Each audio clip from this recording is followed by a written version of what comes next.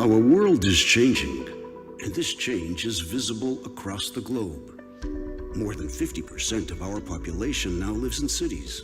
These cities are growing, as is the share of older people in them, while space to live is becoming ever more precious. More and more goods and people need to be transported, pushing the traffic infrastructure to its limits and increasing pollution and noise levels. But the world is waking up. Regulations are calling for stricter limits and cleaner solutions. A transformation has started, powered by new technologies and services. In a world where everything is connected, mobility is being reimagined. Solutions like traffic management, combined with cleaner and more efficient powertrains and the benefits brought by automated driving, will make our cities sustainable and livable. Bosch is driving this change and shaping the future of mobility.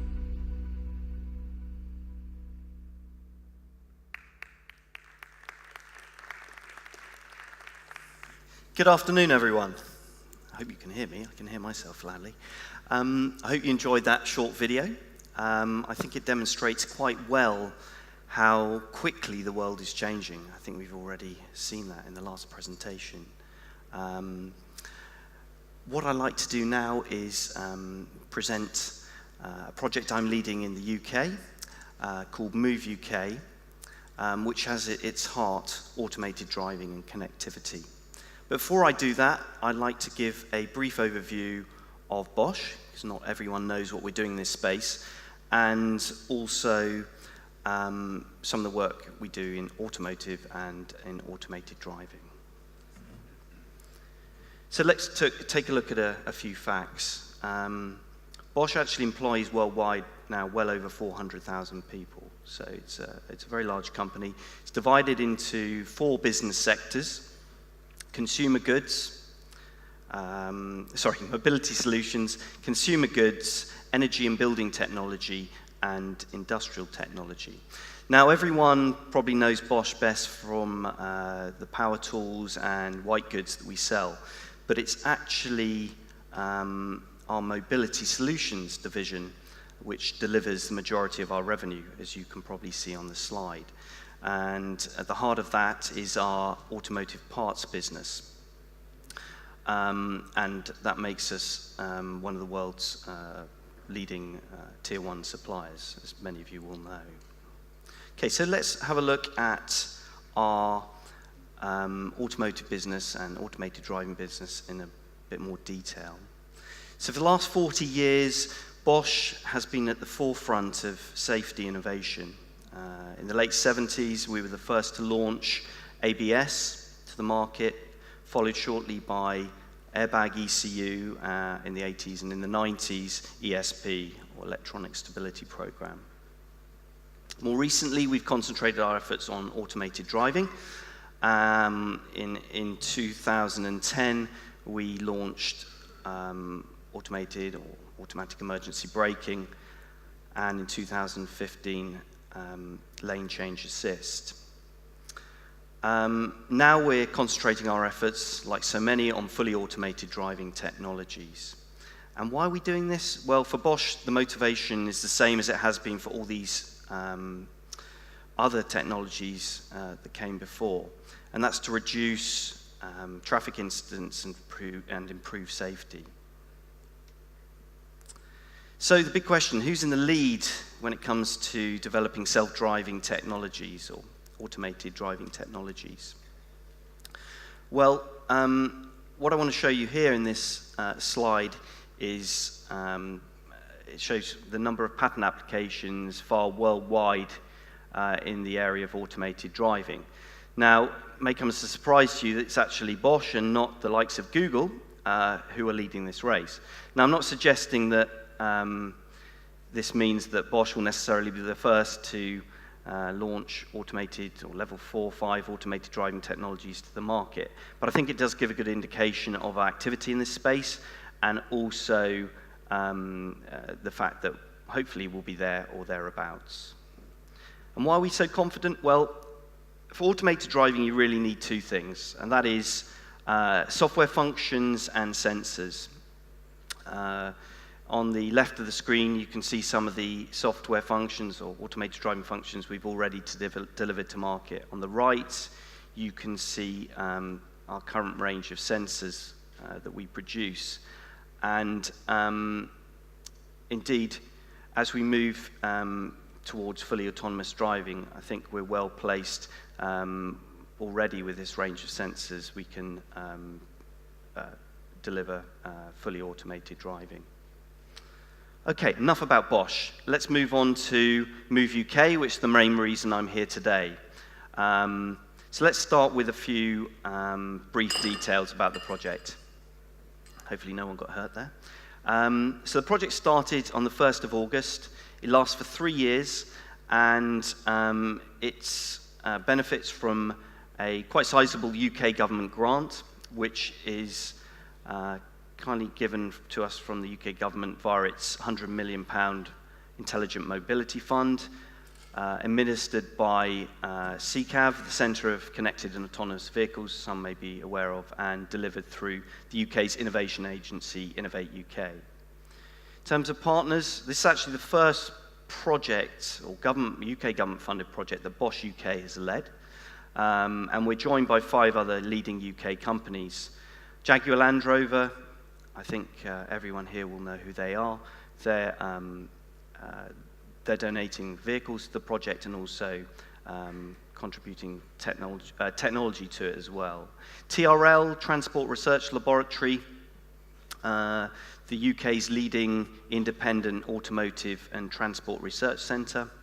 We have Direct Line Group, who are the UK's leading automotive insurer.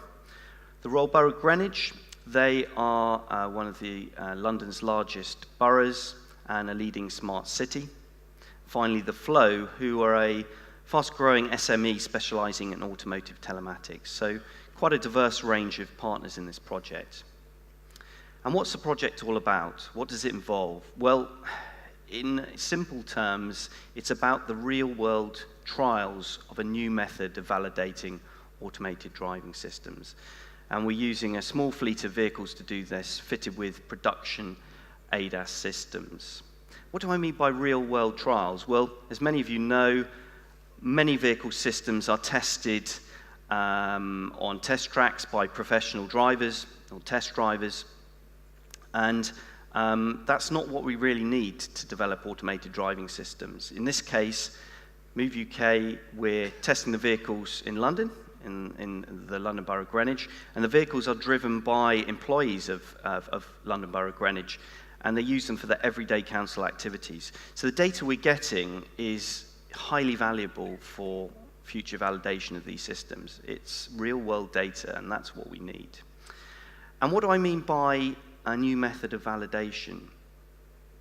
Well, there are many projects that are developing new automated driving systems, pushing the boundaries of autonomy, if you like.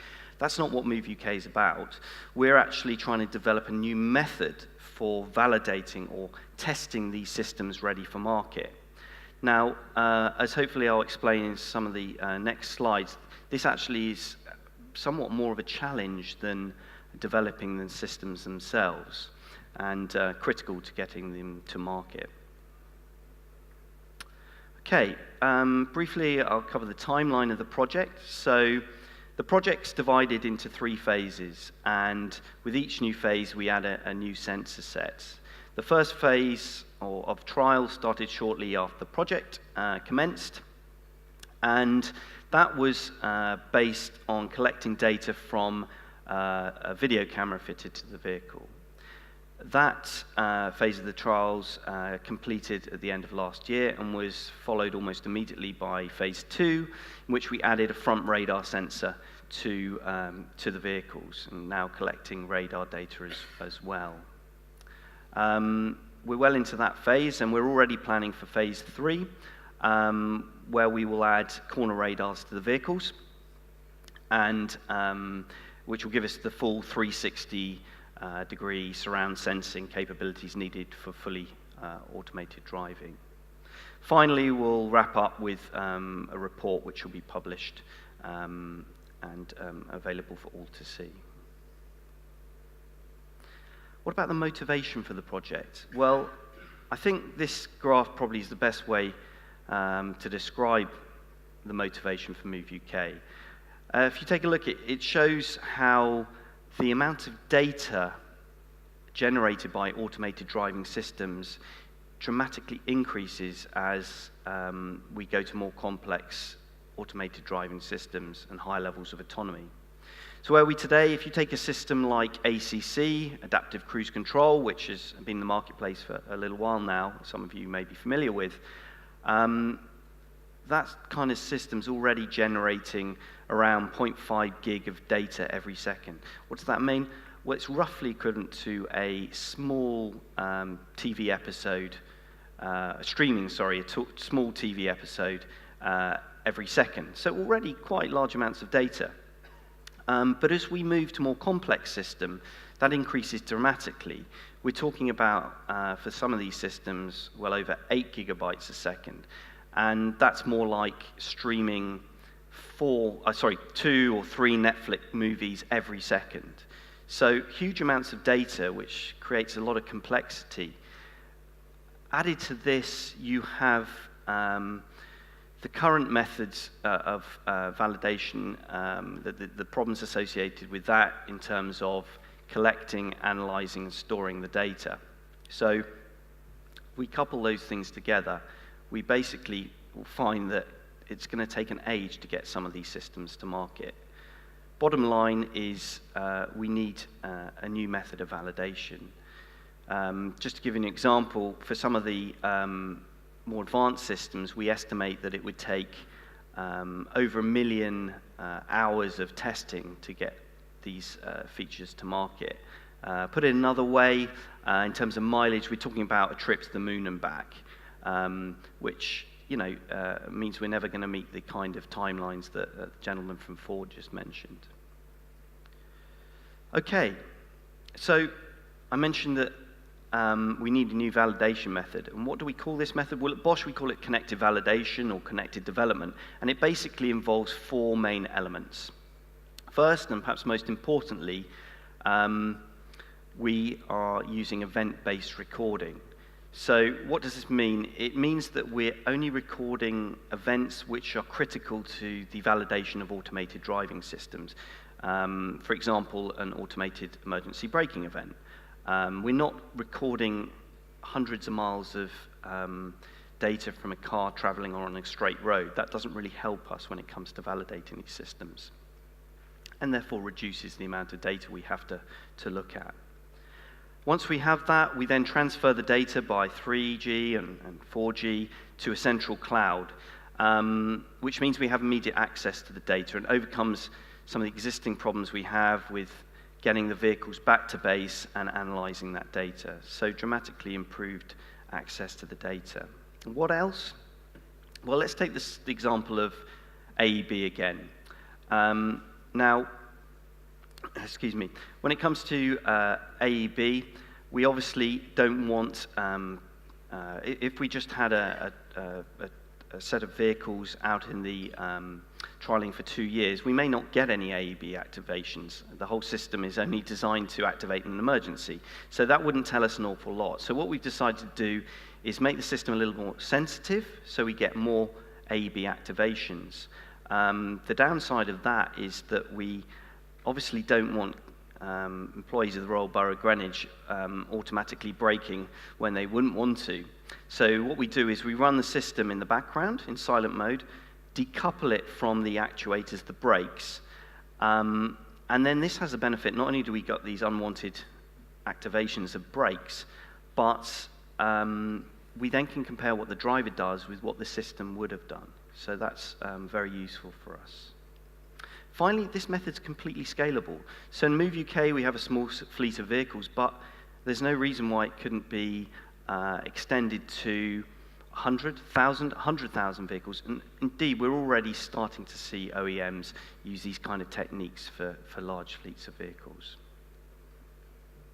Okay, what about the vehicles and equipment? So we actually have a fleet of 5 Land Rover Discovery Sport vehicles, and they're fitted with data recording equipment in the boot of the vehicle and a number of sensors.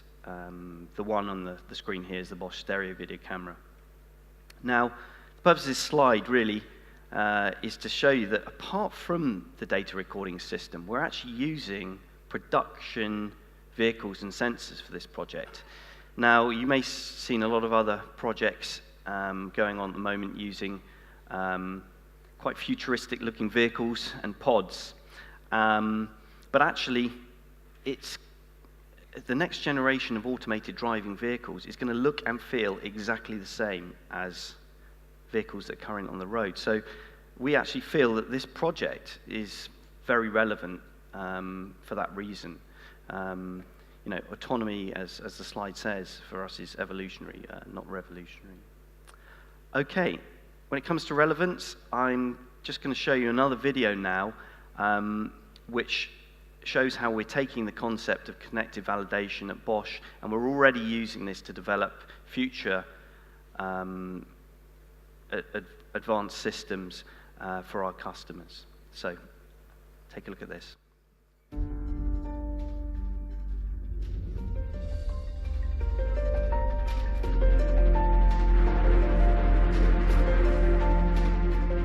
The increasing complexity of driver assistance and braking systems, as well as the growing volume of data, pose particular challenges to the development and validation of new systems. Connected development from Bosch is a new cloud-based approach which simplifies the validation process and shortens development cycles. Even before the project starts, the engineers define which functions and driving situations should be monitored by remote validation. A connectivity control unit is required for transferring data to the Bosch IoT cloud. While driving, surround sensors constantly capture the environment and process a multitude of data regarding lane markings, pedestrians, and objects. If a defined situation occurs, such as automatic emergency braking, only data from the surround sensors and braking system categorized as relevant are captured by the connectivity control unit. The data will be uploaded to the Bosch IoT cloud via a secure wireless connection practically in real time. At the same time, vehicle networking secures data from locations with different climatic conditions and from a range of vehicle configurations.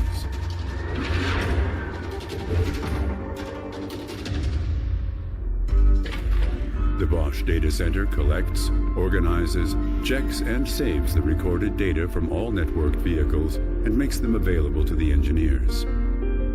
In this way, the engineers can effectively analyze data from relevant driving scenarios.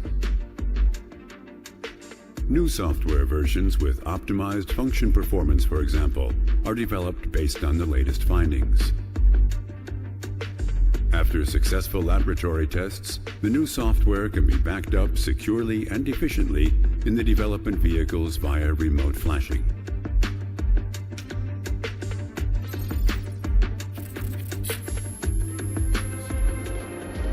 Connected development from Bosch for shorter learning cycles, increased efficiency, and guaranteed quality. Let's get connected.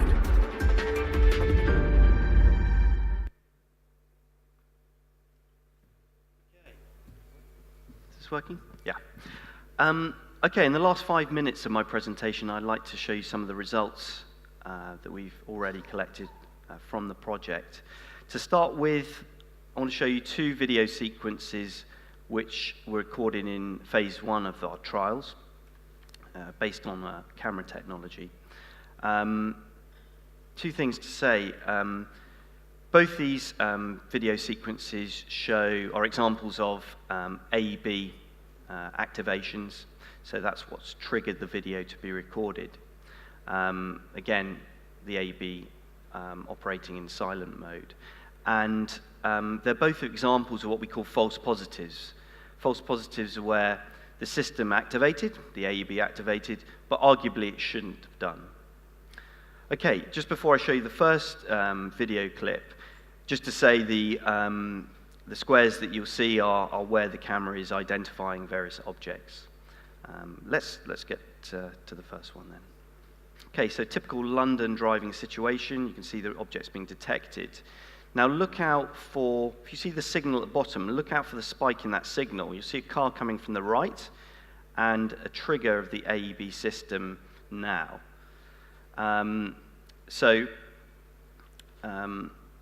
That's a kind of video that might take hundreds of miles to collect, but by using this triggered system, we've just got that instantly, and we can use that in our future simulations. Let's look at another example here. In this case, the Move UK vehicle, I should say the camera is obviously in the vehicle, looking ahead, comes across some smoke from a car starting and parked in the morning. Now, you can see there again the spike in the signal, signifying that AEB was triggered. Now, that's an example. You obviously wouldn't want AEB to be triggered by some smoke from a vehicle. But that's a kind of edge case that we need to look at and is very useful to develop our future systems. I should say, when we run these video sequences through our hardware-in-the-loop simulators using the production software, there's no activation of AEB, so don't worry. The systems are completely safe in production. But again, we've deliberately made the system more sensitive to capture these kind of edge cases. And they're really, these kind of things are so useful for developing new software and calibration and for resimulation purposes. Okay, what about other results and successes from phase 1 of the project? We covered a lot of miles, about 36,000 miles in phase 1. Now, with the fleet of 5 vehicles, now it's more like 50,000 miles. We've also captured a lot of data, but critically relevant data, around 60 event-based recordings like the ones you've seen. We've also developed some new web-based tools for analyzing this data, and indeed we're using those already in our development work. We have a huge big data resource. It's not only useful to Bosch, but to other partners. For example, Direct Line are using this for this data for insurance research. They've never had access to this kind of vehicle data before. And partners TRL, it acts as a fantastic resource for them to develop new approaches to regulation in the future. Okay, that just leaves me really to describe some of the next steps in the project. So we're working now hard on developing new test cases for phase 2 of the project, where we have the access to the radar data from radar data. This includes test cases such as looking at the cut-in behavior of vehicles, so when vehicles cut in front of you, and also statistics surrounding following of vehicles, which is very important for some of these future systems which rely on target vehicles to follow, particularly in traffic situations. Once we've got this data and deployed these user cases, we will then set about analyzing it and publish a second report. I should say we've already published a report from phase 1 of the trials, which you can download from our website, www.move-uk.com. And finally, we're looking at developing a model for an event data recorder. What is that? Well, obviously, if you have semi-autonomous systems where sometimes the driver's in charge, sometimes the vehicle system or robot, as some like to call it, is in charge, you have to decide who is responsible in the case of an incident. So the current thinking is that you'd have some kind of black box in the car which will record the data and then we'll be able to look at that and decide who was responsible in the case of an accident. Was it the driver or was it the vehicle? So many aspects to this area. But I think that's all I've got time for now. I hope you enjoyed the presentation. I look forward to discussing it further with you and some of you later on, and hope you enjoy the rest of the event. Thank you very much.